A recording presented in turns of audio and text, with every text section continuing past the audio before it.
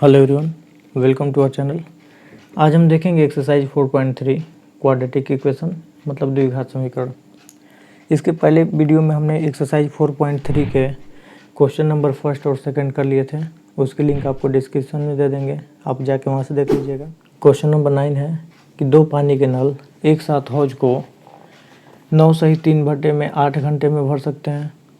बड़े व्यास वाला नल हौज को भरने में कम व्यास वाले नल से 10 घंटे कम समय लेता है। प्रत्येक नल द्वारा अलग से हौज को भरने के लिए समय ज्ञात कीजिए। तो मान लेते हैं अगर कोई हौज हो या फिर कोई टंकी, इसको मान लीजिए, और इसमें एक छोटा सा नल लगा हो और एक बहुत बड़ा सा नल लगा है, ठीक है ना। और करना क्या है, तो अगर खोलते हैं तो इसमें थोड़ा थोड़ा पानी आएगा और इसको खोलेंगे तो बहुत तेज़ पानी आएगा, ठीक है ना। तो अगर दोनों को साथ खोलेंगे तो पानी बहुत जल्दी इसमें भर जाएगा पूरे हौज में, ठीक है ना। तो वही क्वेश्चन में कह रहा है कि दो पानी के नल एक साथ हौज को 9 सही 3 बटे में 8 घंटा लग रहा है समय, तो 9 सही 3 बटे में 8 घंटे में भर दे रहे हैं, ठीक है। और क्या कह रहा है, बड़े व्यास वाला नल हौज को भरने में कम व्यास वाले नल से 10 घंटे कम समय लेता है। इसका मतलब अगर ये जितना समय लेता है ये 10 घंटा कम समय में भर देता है। अगर ये 12 घंटा समय लेता है तो ये 10 घंटा कम, मतलब 2 घंटे में ही पूरा हौज को क्या कर देगा, भर देगा, ठीक है, क्योंकि उसमें से पानी तेज आएगा। तो हमको सबसे पहले मानना पड़ेगा छोटे व्यास वाले नल के लिए। तो माना छोटे व्यास वाला नल हौज को x घंटे में भरेगा। हमने क्या माना कि छोटे व्यास वाला नल हौज को x घंटे में भरेगा। तो जब ये पूरा x घंटे में भरेगा तो हमको 1 घंटे का समय मालूम होना चाहिए, ठीक है ना। इसलिए 1 घंटे में भरा पानी कितने के बराबर होगा, तो 1 बटे में जितना घंटा लग रहा था बटे में x, इतना उसमें पानी भरेगा, ठीक है ना। उसका कितना भाग भरेगा, तो 1 बटे में x भाग भरेगा, ठीक है। अब बड़े व्यास वाला नल जितना ये समय ले रहा था उससे 10 घंटा कम समय ले रहा था, इसलिए बड़ा नल लिख देते हैं डायरेक्ट। बड़ा नल ये समय ले रहा था x घंटा ना, जिसमें से वो 10 घंटा कम समय लेगा, तो x माइनस 10 घंटे में ही क्या कर देगा, इस हौज को भर देगा ना। इसका मतलब इसके लिए भी तब हम लोग 1 घंटे का तब समय निकालेंगे। इसलिए 1 घंटे में हौज का भरा पानी या फिर हौज का भरा भाग निकालेंगे, कितना आ जाएगा, तो 1 बटे में x माइनस 10 हो जाएगा, ठीक है ना। इतना भाग भरेगा। अब दोनों अगर एक साथ मिल जा रहे हैं तो कितना समय ले रहे हैं, 9 सही 3 बटे में 8 घंटा। इसको पहले सॉल्व करके छोटा कर लीजिए। तो दोनों साथ मिल करके भर रहे थे, तो 9 8 72 और 3 75 बटे में 8 घंटे में, ठीक है ना। तो दोनों नल मिल करके 1 घंटे में कितना पानी भरेंगे, इसका मतलब तब इसके लिए भी हम लोग 1 घंटे का निकालेंगे ना। इसलिए दोनों नल लिख लेते हैं पहले, चूँकि दोनों नल हौज को 9 सही 3 बटे में 8 घंटे में भर रहे थे, या इसी को लिख सकते थे 75 बटे में 8 घंटे में भर रहे थे। इसलिए दोनों नल हौज को 1 घंटे में कितना तब भरेंगे, इसे देखेंगे 1 घंटे में भरा भाग कितना पानी भरेगा, तो लिख लेंगे 1 बटे में 75 बटे में 8 करना पड़ेगा, और 8 कहाँ चला जाएगा ऊपर, तो लिख लेंगे 8 बटे में 75, इतना भाग भरेगा। इसका मतलब दोनों नल को मिला देने पर 8 बटा 75 है, और कितने घंटे में, 1 घंटे में। तो लिखेंगे प्रश्नानुसार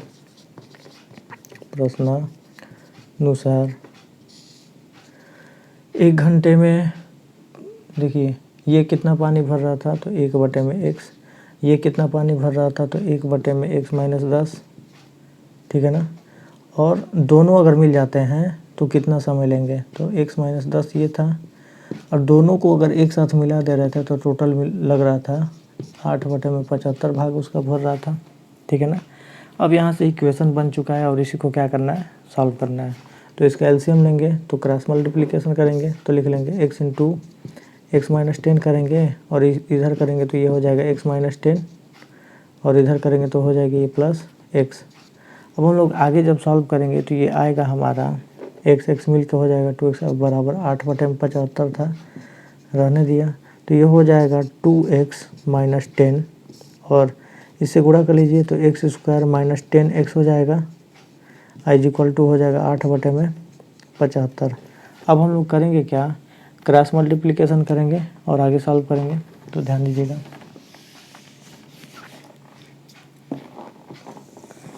क्या लिख लेंगे, इससे इसमें पूरा गुणा करेंगे, तिर्यक गुणा, तो हो जाएगा ये 75 दूना के 150 मतलब 150x, और 75 का 10 में गुणा करेंगे तो हो जाएगा माइनस 750, और इससे गुणा करेंगे तो ये हो जाएगा 8x का स्क्वायर, तो 8x का स्क्वायर और 10 बाटे हो जाएगा 80, तो माइनस 80x, ठीक है ना।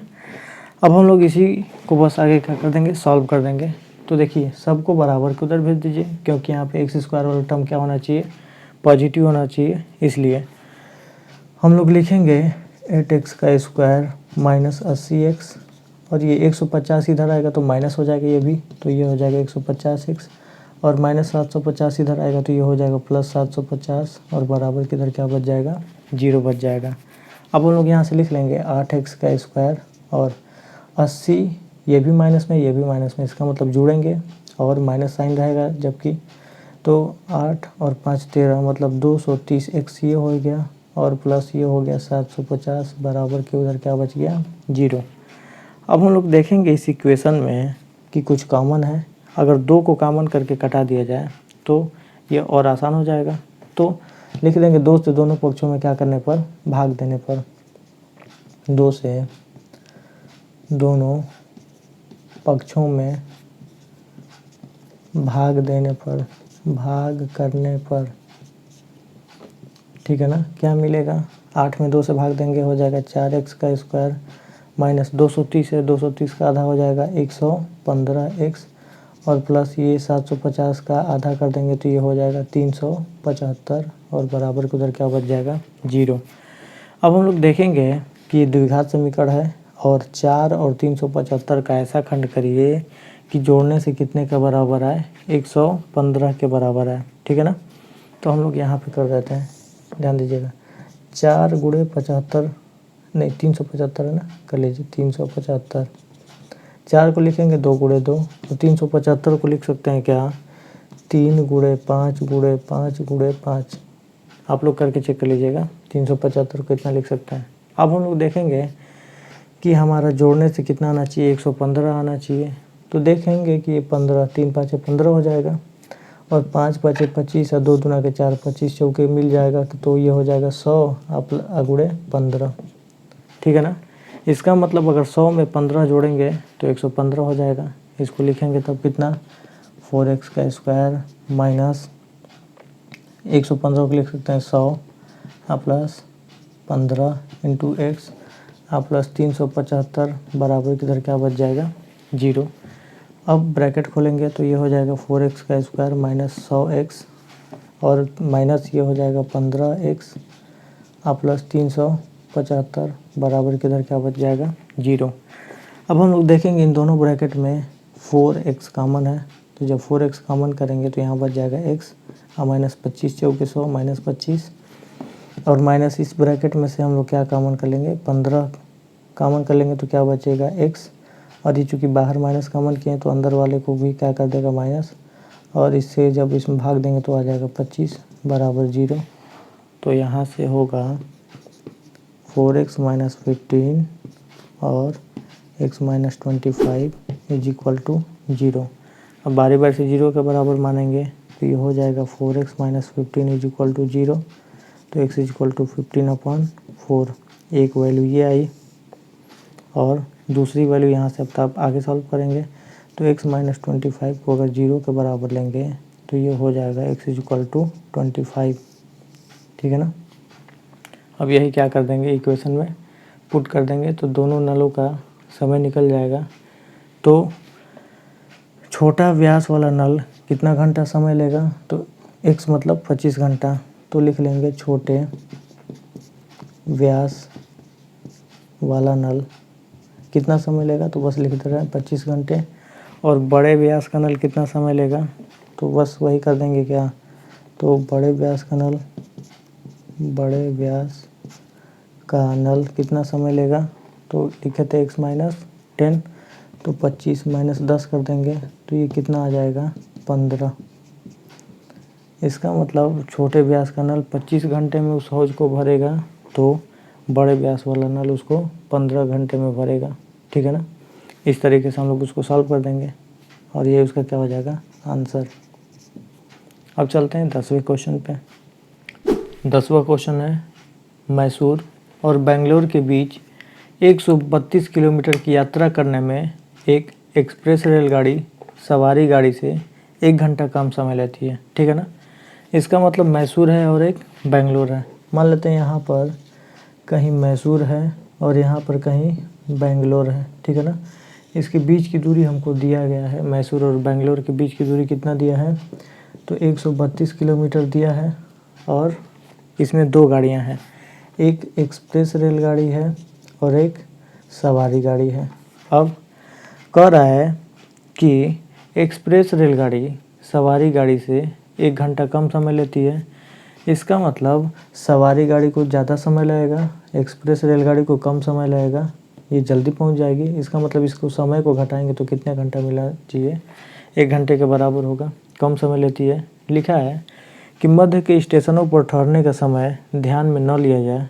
अगर हम लोग बीच बीच में जहाँ वो ठहर रही है उसको नहीं ले रहे हैं, यदि एक्सप्रेस रेलगाड़ी की औसत चाल सवारी रेलगाड़ी की औसत चाल से x किलोमीटर प्रति घंटा अधिक हो, ठीक है, तो दोनों रेलगाड़ियों की औसत चाल बताइए। इसका मतलब हमको तब सवारी गाड़ी की चाल मालूम होनी चाहिए। हमने मान लिया कि सवारी गाड़ी की जो चाल है वो कितनी है, x किलोमीटर प्रति घंटा है।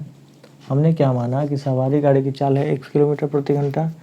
इसका मतलब एक्सप्रेस रेलगाड़ी उससे तेज़ चलेगी और कितना कह रहा है कि 11 किलोमीटर औसत चाल उसकी अधिक है ना। इसका मतलब ये x में क्या जोड़ देंगे, 11 जोड़ देंगे, तो ये एक्सप्रेस रेलगाड़ी की चाल हो जाएगी, ये किलोमीटर प्रति घंटा हो जाएगा, ठीक है। तो दोनों के लिए समय हमको मालूम होना चाहिए। ये उसका क्या मालूम था, हम लोग को चाल मालूम है, चाल दोनों का मालूम है, तो एक्सप्रेस रेलगाड़ी की चाल हो गई और ये सवारी रेलगाड़ी की चाल हो गई। दूरी क्लियर है 132। इसका मतलब हम लोग तब समय निकालेंगे, ठीक है ना। तो हम लोग मान लेते हैं सवारी गाड़ी के लिए टाइम जो लगेगा वो एक्सप्रेस रेलगाड़ी के लिए जो टाइम लगेगा उसका अगर अंतर करेंगे, घटाना करेंगे, तो 1 के बराबर होना चाहिए। 1 घंटा कम समय ले रही है, इसलिए हम लोग क्या लिखेंगे कि माना कि सवारी गाड़ी की चाल x किलोमीटर प्रति घंटा है, अतः एक्सप्रेस रेलगाड़ी की चाल x + 11 किलोमीटर प्रति घंटा होगी। प्रश्न के अनुसार इतना क्लियर है। तो अब हम लोग लिखेंगे सवारी गाड़ी के लिए कितना समय लगेगा, तो लिख लेंगे सवारी गाड़ी को 132 किलोमीटर चलना है, तो लिख लेंगे सवारी गाड़ी को 132 किलोमीटर चलने में या फिर 132 किलोमीटर तय की गई दूरी में लगा समय, चलने में लगा समय कितना होगा, तो 132 किलोमीटर दूरी तय करने में लिख लीजिएगा। 132 किलोमीटर दूरी तय करने में लगा समय, ठीक है ना। तो कितना समय लगेगा, तो समय का भी हम लोगों ने जैसे 8वां क्वेश्चन किया था, तो समय बराबर फॉर्मूला था दूरी बटे में चाल। दूरी कितनी है, तो 132 किलोमीटर, चाल कितना है x।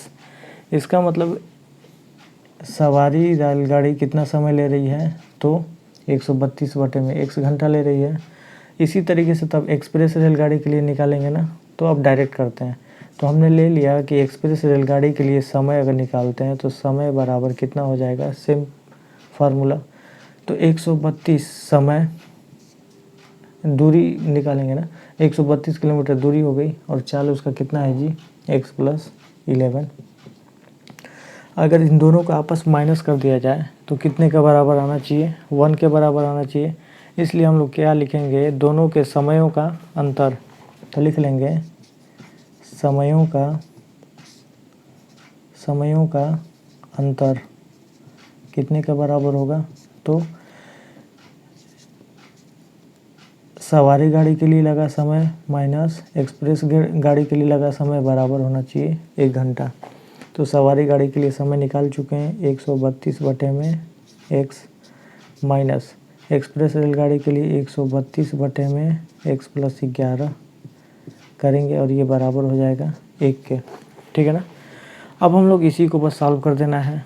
तो लिखेंगे इन दोनों का एलसीएम हो जाएगा कितना, x + 11 गुणे x और 132 का इधर तिर्यक गुणा हो जाएगा तो लिख लेंगे 132 और ब्रैकेट में x + 11 माइनस 132 का x में गुणा करेंगे तो ये हो जाएगा 132x बराबर हो जाएगा 1।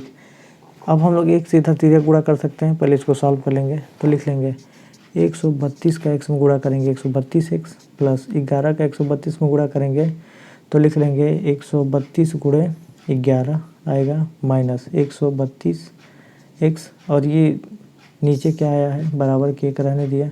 132x से 132x कट जाएगा और इसको लिख सकते हैं x का स्क्वायर और प्लस 11 से x में गुणा करेंगे हो जाएगा 11x। ऊपर बचा है हमारा 132 गुणे 11, लिख लेंगे 132 गुणे 11 और इधर इसे एक के साथ इधर क्या कर देंगे, तिर्यक गुणा, तो बराबर आएगा हमारा x स्क्वायर प्लस 11x। ठीक है। अब ये टोटल वैल्यू को बराबर के उधर भेज सकते हैं तो ये हमारा बनेगा x स्क्वायर प्लस 11x बराबर, नहीं ये 132 माइनस 11 इधर आएगा तो लिख लेंगे 132 गुणे 11 बराबर के उधर हो जाएगा 0। ठीक है ना। आप इसको ब्रैकेट में भी करके लिख सकते हैं। चलिए अब हम लोग को बस इसी को सॉल्व कर देना है और x की वैल्यू को क्या कर देना है, निकाल देना है। ठीक है। तो करेंगे क्या, 132 और 11 का ऐसा खंड करिए कि घटाने से कितना आए, 11 आए। 132 को लिख सकते हैं 132 गुणे 11, 132 को हम लोग लिख सकते हैं 33 गुणे 4, 132 और गुणे इसको लिख सकते हैं 11। 11 का अगर 4 में गुणा करेंगे तो ये हो जाएगा 44 और ये हो जाएगा गुणे 33 गुणे 4 किए थे ना, तो 33 गुणे 44 या फिर इसी को लिख सकते हैं 44 गुणे 33। अब अगर हम लोग देखें कि 44 में से 33 को घटाया जाए तो 44 में से 33 को घटाएंगे तो 11 के बराबर आ जाएगा। इसका मतलब इसी 11 के जगह पे वैल्यू रख सकते हैं कितना, 44 माइनस 33 लिख देंगे x square plus 44x plus 33x और ये कितने के बराबर था, माइनस, देखिए हम लोग को क्या आना चाहिए, प्लस क्या करने पे, घटाने पर, और कितना आना चाहिए 11 ना, तो माइनस कर लेंगे 33x और माइनस 132 गुणे 11, इसको ब्रैकेट में ही कर लीजिएगा, बराबर को उधर क्या मान लेंगे 0। इन दोनों में कॉमन देखेंगे तो x, तो ये होगा x प्लस 44 और इसमें से माइनस आप कॉमन कर लीजिए 33, तो ये हो जाएगा x प्लस 44 बराबर को उधर क्या आ जाएगा 0। दोनों में से x प्लस 44 को अगर कॉमन करते हैं तो बचेगा x माइनस 33 और बराबर को उधर 0। अब दो संख्याओं का गुणनफल 0 के बराबर, या तो पहली संख्या 0 नहीं तो दूसरी संख्या 0। तो अगर x प्लस 44 को अगर 0 के बराबर मानेंगे तो यहाँ से x की वैल्यू आएगी -44। ठीक है। और दूसरी वैल्यू चेक करेंगे। अब x माइनस 33 को 0 के बराबर लेंगे तो x बराबर आ जाएगा हमारा प्लस 33। चूँकि हमको रेलगाड़ी की क्या बतानी थी, चाल बतानी थी ना, तो सवारी गाड़ी की चाल बतानी है और एक्सप्रेस रेलगाड़ी की चाल बतानी है। इसके लिए हम लोग माने थे कि सवारी गाड़ी की चाल बराबर x किलोमीटर प्रति घंटा। इसलिए देखिए चाल कभी ऋणात्मक नहीं होगी, इसलिए इसको छोड़ देंगे और इसी को तब लेकर के सॉल्व करेंगे। चाल हमेशा पॉजिटिव होगी, इसलिए ये कितने के बराबर आएगी, तो 33 किलोमीटर प्रति घंटा हो जाएगी चाल किसकी, सवारी गाड़ी की चाल। और तब यहाँ से एक्सप्रेस रेलगाड़ी की चाल निकाल सकते हैं, तो लिख लेंगे एक्सप्रेस रेलगाड़ी की चाल, या फिर एक्सप्रेस गाड़ी की चाल लिख लेंगे, गाड़ी की चाल बराबर कितना लिखे थे, तो x + 11, तो x + 11 करेंगे तो ये कितना आ जाएगा, 33 और +11। इसका मतलब एक्सप्रेस रेलगाड़ी 24 किलोमीटर प्रति घंटे की चाल से चल रही थी और सवारी गाड़ी 33 किलोमीटर प्रति घंटे की चाल से चल रही थी, तो ये उसका क्या हो जाएगा, आंसर हो जाएगा। अब चलते हैं नेक्स्ट, क्वेश्चन नंबर 11 है। दो वर्गों के क्षेत्रफलों का योग 468 मीटर स्क्वायर है। यदि इनके परिमापों का अंतर 24 मीटर हो तो दोनों वर्गों की भुजाएं ज्ञात कीजिए। तो सबसे पहले हम लोग देखेंगे वर्ग क्या होता है। तो ऐसा चतुर्भुज जिसकी चारों भुजाएं आपस में बराबर लंबाई की हो उसे क्या बोलेंगे, वर्ग बोलेंगे, ठीक है ना। हमने मान लिया एक वर्ग ये है, ठीक है ना। अगर ये वर्ग है तो हमें कितने वर्ग लेने हैं, 2। और अगर इसकी एक भुजा x मानेंगे तो ये भी भुजा x होगी, ये भी भुजा x होगी और ये भी भुजा x होगी। इसके अगर क्षेत्रफल की बात करेंगे तो वर्ग का क्षेत्रफल का फार्मूला होता है भुजा का वर्ग माने भुजा का स्क्वायर। इसका मतलब ये आएगा x का स्क्वायर। और परिमाप बराबर होता है, परिमाप का फार्मूला होता है परिमाप बराबर चारों भुजाओं का योग। तो लिख लेंगे 4 गुणे भुजा, 4 गुणे भुजा, ठीक है ना। इसी को हम लोग क्या लिख सकते हैं, 4x, ठीक है ना। अब हम लोग इस फॉर्मूले से देखेंगे, अगर भुजा निकालना हो तो 4 से अगर भाग कर देंगे तो परिमाप में हमको क्या मिल जाएगी, भुजा। तो लिख लेंगे भुजा बराबर क्या, परिमाप बटे में ये 4 आ जाएगा। तो ये भुजा निकालने का फार्मूला हो गया, ये परिमाप और ये क्षेत्रफल का, ठीक है ना। अब कह रहा था कि दो वर्गों के क्षेत्रफलों का योग, इसका मतलब 2 वर्ग हैं। एक मतलब ये वर्ग हमने मान लिया पहला, और दूसरा एक और वर्ग होगा अब जिसकी भुजा अलग लंबाई की है इससे, ठीक है ना। अगर मान लेते हैं ये अलग लंबाई की है तो अब उसको हम लोग को बताना है कि इस वर्ग की भुजा क्या हुई होगी और इस वर्ग की भुजा क्या हुई होगी। तो सबसे पहले हम लोग को मानना पड़ेगा 2 वर्ग हैं। तो माना पहले वर्ग की भुजा बराबर x मीटर है। अगर पहले वर्ग की भुजा x मीटर है तो हम लोग वर्ग का क्या निकाल सकते हैं, क्षेत्रफल निकाल सकते हैं। क्षेत्रफल बराबर होगा x का स्क्वायर, अगर मीटर लिखें तो मीटर का स्क्वायर, ठीक है।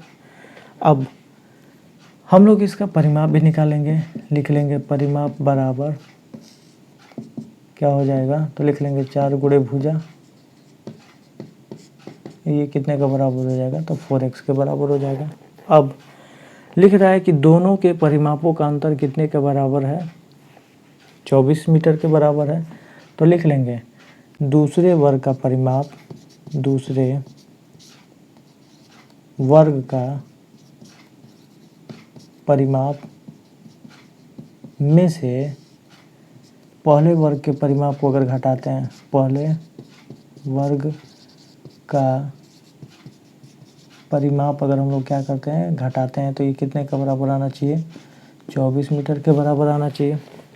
दूसरे वर्ग का परिमाप हमको नहीं मालूम है, पहले वर्ग का परिमाप हम लोग क्या कर चुके हैं, निकाल चुके हैं, ठीक है ना। और वो कितने के बराबर है, 4x के बराबर है। तो यहाँ पे पुट कर देंगे। इसलिए दूसरे वर्ग का परिमाप, दूसरे वर्ग का परिमाप,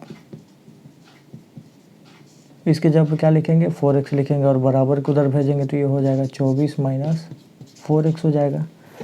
अब हम लोग अगर भुजा बताना चाहते हैं तो भुजा का फार्मूला जानते हैं क्या, परिमाप बटे में 4। तो दूसरे वर्ग का अगर परिमाप बताते हैं तो लिख लेंगे परिमाप बराबर 24 माइनस 4x और बटे में अगर 4 कर देंगे तो दूसरे वर्ग की भुजा निकल जाएगी, ठीक है ना। तो हम लोग क्या किए थे, ये परिमाप था और इसी में हमने कितने से भाग दे दिया, 4 से, तो उसकी क्या निकल गई, भुजा, किसकी, तो दूसरे वर्ग की। लिख लेंगे दूसरे वर्ग की भुजा बराबर परिमाप बटे में 4 इतना होगा। अब हम लोग देख रहे हैं कि इसमें से कुछ कॉमन है, ऊपर से देख रहे हैं कि 4 कॉमन है, क्या बचेगा, तो 6 चौके 24 और माइनस x। इसका मतलब दूसरे का परिमाप कितने का बराबर हो जाएगा। और अगर हम लोगों ने इसको बराबर किधर भेजा तो ये प्लस हुआ होगा, ये प्लस होगा, ठीक है ना।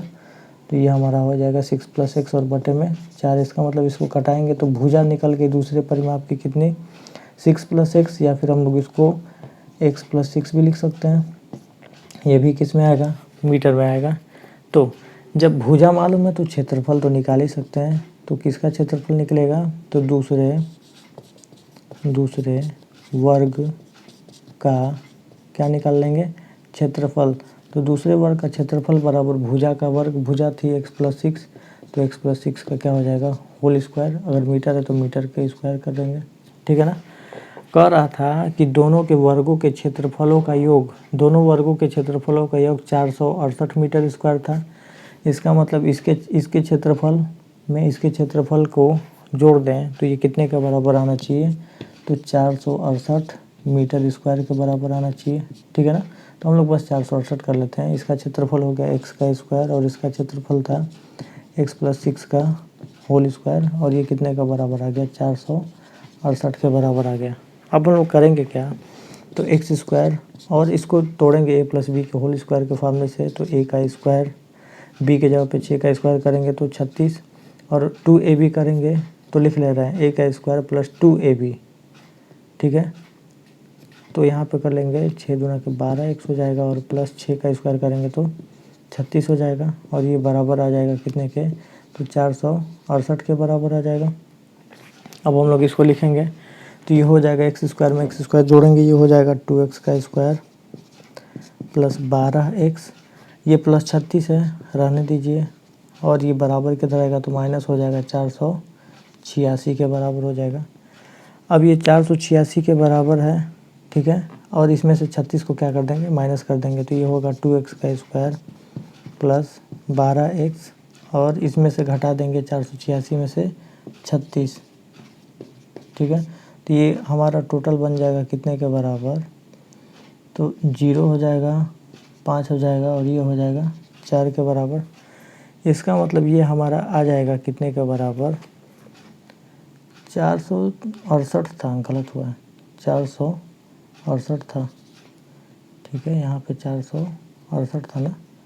तो 468 में से अगर 36 को घटाते हैं तो ये कितने का बराबर आ जाएगा, 468 में से आप 36 को माइनस कर लीजिएगा, ठीक है।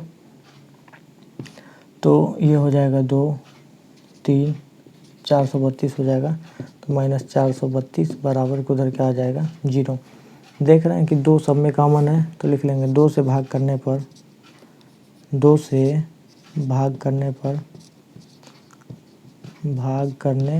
पर क्या मिलेगा, x स्क्वायर + 6x माइनस ये हो जाएगा 216 बराबर को उधर क्या बच जाएगा 0। अब 216 का ऐसा खंड करेंगे कि घटाने से 6 के बराबर आए। तो हम लोग इसका खंड जानते हैं कि 18 में अगर 12 का गुणा करते हैं 216 के बराबर आता है। तो इसको आगे सॉल्व करेंगे और लिखेंगे क्या, 216 का खंड होगा 18 × 12, और देखेंगे क्या घटाने पर 6 आ रहा है। 18 में से अगर 12 को घटाएं तो 6 के बराबर आ जाता है। इसका मतलब तब इसको आगे हम लोग सॉल्व कर सकते हैं। x स्क्वायर + 6 को लिख सकते हैं क्या, 18x - 12x - 216 बराबर को तो हो जाएगा 0। अब हम लोग इन दोनों में से कॉमन करेंगे x, तो हो जाएगा x + 18, इन दोनों में से माइनस कर लेंगे 12 कॉमन, तो ये हो जाएगा x + 18 बराबर को उधर क्या हो जाएगा 0 हो जाएगा। अब हम लोग करेंगे क्या, x + 18 को कॉमन कर लेंगे तो बनेगा x - 12 बराबर को उधर हो जाएगा 0। अगर x + 18 को हम लोग 0 के बराबर करेंगे तो ये हो जाएगा x बराबर -18, एक मान ये आया, और एक बार x - 12 को 0 के बराबर करेंगे तो x बराबर हो जाएगा कितने के बराबर, +12 के बराबर।